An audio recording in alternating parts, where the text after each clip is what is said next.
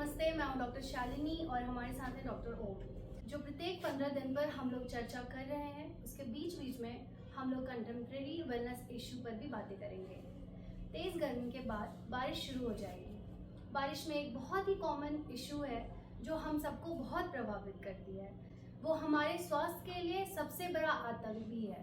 वो कौन है सब? डॉक्टर शालिनी, जो भी हमारे मन, मस्तिष्क और शरीर को नुकसान पहुंचाए वो हमारा दुश्मन है। पर प्रश्न ये उठता है कि कौन ज़्यादा बड़ा दुश्मन है। दुनिया में बहुत से आतंकवादी ग्रुप्स हैं, क्या ये हमारे दुश्मन है? भ्रष्ट राजनेता, बहुत सारे चोर, डकैत, समुद्री डकैत, लुटेरे, क्या ये हमारे दुश्मन है? और या फिर धार्मिक उन्माद फैलाने वाले लोग। अलग अलग परिवेश पर अलग अलग लोग हमारे दुश्मन होते हैं। या फिर क्या हम स्वयं अपने दुश्मन हैं? जैसे स्वामी परमहंस योगानंद जी ने कहा था कि the greatest enemy of human Mankind is human being themselves. हम स्वयं अपने सबसे बड़े दुश्मन हैं। सर, अलग अलग सिचुएशन के अनुसार ये सब सही है, परंतु बात सत्य है कि संसार में मनुष्य से बड़ा जालिम कोई और नहीं। हम सिर्फ अपने लोभ और मोह माया के लिए कुछ भी गलत सही करते हैं। क्या ये सच है? जैसे मैंने बताया, मनुष्य ही मनुष्य का सबसे बड़ा दुश्मन है। हम अपने ही नहीं, पूरे विश्व के दुश्मन हैं। हमारे जुर्म तो इतने हैं कि पिछली सदी में हमारे कुकृत्यों की वजह से 470 प्रजातियां लुप्त हो गई और 30 अन्य स्पीसीज लुप्त होने के कगार पे है। सो मनुष्य जैसे क्रूर प्राणी के लिए सबसे खतरनाक क्या आप बता सकती हैं? क्या नरभक्षी शेर या चीता या क्रोकोडाइल या व्हेल जो मनुष्य को खा जाते हैं? नहीं। हमारा सबसे बड़ा खतरनाक हमारे लिए जो प्राणी है वो है मच्छर। एक छोटा सा मच्छर, हाँ, वह भी मादा मच्छर। तो she is considered to be most dangerous. सब बायोलॉजिकल इकोसिस्टम में हर एक प्राणी, जीव जंतु की कोई ना कोई भूमिका होती है, परंतु मच्छरों का कोई महत्वपूर्ण योगदान नहीं है। क्या ये मात्र कष्ट पहुंचाने और ह्यूमन बीइंग के मौत का कारण बनते हैं? तो बताऊं कि मच्छर स्वयं हानिकारक नहीं होता है, उसके शरीर में कोई जर्म्स नहीं होते हैं। वो किसी दूसरे प्राणी से, जैसे मनुष्य से मलेरिया लेता है, सूअर से जैपनीज एनकेफेलाइटिस लेता है, या किसी अन्य प्राणी से येलो फीवर के वायरस लेता है और अपने शरीर में उसको पनपने देता है। और मेच्योर स्टेज में फिर जाकर वो जब आदमी को काटता है तो आदमी के शरीर में वो उस वायरस को इंजेक्ट कर देता है। ये खाली एक इंटरमीडिएट ट्रांसमिशन, एक होस्ट की तरह ट्रांसमिशन, उसको फैलाने में खाली मदद करता है। अब ये malaria, dengue, chikungunya, yellow fever, Japanese encephalitis, जिका वायरस, इस तरह की खतरनाक बीमारियों के ये वाहक है। इसलिए इनसे तो हमें छुटकारा पाने का उपाय करना ही होगा। ये बात सही है कि जितने भी केमिकल्स पदार्थ हैं उनसे ये बहुत जल्दी रेजिस्टेंस डेवलप कर लेते हैं। भगवान ने इनको एक अलग तरह की प्रवृत्ति और शक्ति दी है, इसलिए हम उस पर आज से विजय नहीं प्राप्त कर पाए।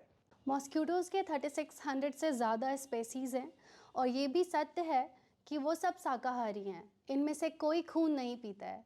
फिर ये हमारे दुश्मन कैसे हुए? हाँ, इसमें से मच्छरों की स्पीसीज़ में मात्र 80 से 100 स्पीसीज़ ही हमारे लिए अहितकारी होते हैं या बीमारी पैदा करते हैं। इनमें ईडीज़, एनोफिलीज़, क्यूलेक्स जैसे महत्वपूर्ण है। और इसमें भी सिर्फ मादा मच्छर ही खून पीती है। इसमें से जो जेंट्स मच्छर है वो नहीं पीते खून। और ये मादा मच्छर सालाना 27 लाख लोगों को बीमार करती है और 7 लाख जान ले लेती है हर साल। और इसके पीछे एक दिलचस्प पौराणिक कथा भी है। अगर मैं बताऊं कि भगवान विष्णु के महल से 2 दैत्यों ने जन्म लिया था और उन्होंने सृष्टि के रचयिता ब्रह्मा जी को मारने की ठान ली। ब्रह्मा जी बच के विष्णु जी के पीछे दौड़े तो विष्णु जी ने 5000 साल तक उनसे युद्ध किया, तब जाकर उन पर विजय प्राप्त की। कुछ ये मच्छर भी इसी तरह के हैं। हम लगातार इनसे युद्ध कर रहे हैं और इनसे जीत नहीं पा रहे हैं। पता नहीं कितने सालों तक इनसे हम युद्ध करेंगे। अब देखें कि ये छोटे से दिखने वाले दुश्मन हमारा क्या क्या नुकसान पहुंचाते हैं।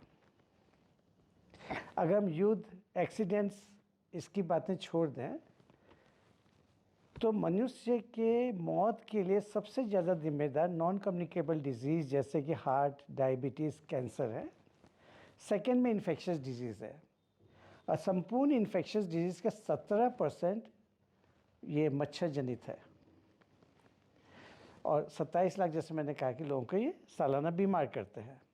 और इतना ही नहीं, ये हमें कष्टकारी खुजली देते हैं और रात भर उसकी वजह से नींद नहीं आती है, और उसके बाद पूरे दिन हमारा बेकार होता है। तो कितना ह्यूमन वर्किंग डेज ये ख़राब कर देते हैं। तो कहने के लिए छोटे से है, पर इनका नुकसान हमारे समाज के लिए बहुत ज़्यादा है। तो मच्छरों से बचने के लिए क्या करें? जो भी केमिकल्स उपाय हैं वो हमारे लिए तो हानिकारक हैं ही, पर उससे ये बहुत जल्द रेसिस्टेंट डेवलप करता है और फिर उन पर इन केमिकल्स का कोई असर नहीं होता। तो प्राकृतिक या ऑर्गेनिक का जो सामग्री है ये ज़्यादा इफ़ेक्टिव होते हैं, और इनसे रेजिस्टेंस जल्दी डेवलप नहीं होता है। हम लोग अपने घरों में मच्छर भगाने के लिए धुनी करते हैं या धुवन हवन की जो धुआं करते हैं। CDC अप्रूव्ड लेमन ग्रास और यूकलिप्टस ऑयल का कम्बिनेशन 95% तक इफ़ेक्टिव है मच्छर भगाने में। उसके अलावा लेवेंडर ऑयल है, थाइम ऑयल है, क्लोव ऑयल है, सेट्रेनोला है, ये भी 50% तक इफ़ेक्टिव है। तो हम इनका प्रयोग करें। पर यह मच्छर बहुत ही भयानक दैत्य है। हमारे समस्त हथियार आज नहीं तो कल फिर बेकार हो जाएंगे। इनको, क्योंकि इनके अगेंस्ट में हमारे पास बहुत कारगर हथियार नहीं है, तो इस दैत्य से दूर रहना ही सबसे बड़ा उपाय है। और इसके लिए मुझे लगता है कि मच्छरदानी के अलावा आज के दिन भी हमारे पास कोई दूसरा साधन उपलब्ध नहीं है। सर, फिर इनके अगेंस्ट में तो कोई बम बारूद, एटम बम किसी का काम ही नहीं करेगा। तो सत्यानाश हो इस मच्छरों का। धन्यवाद।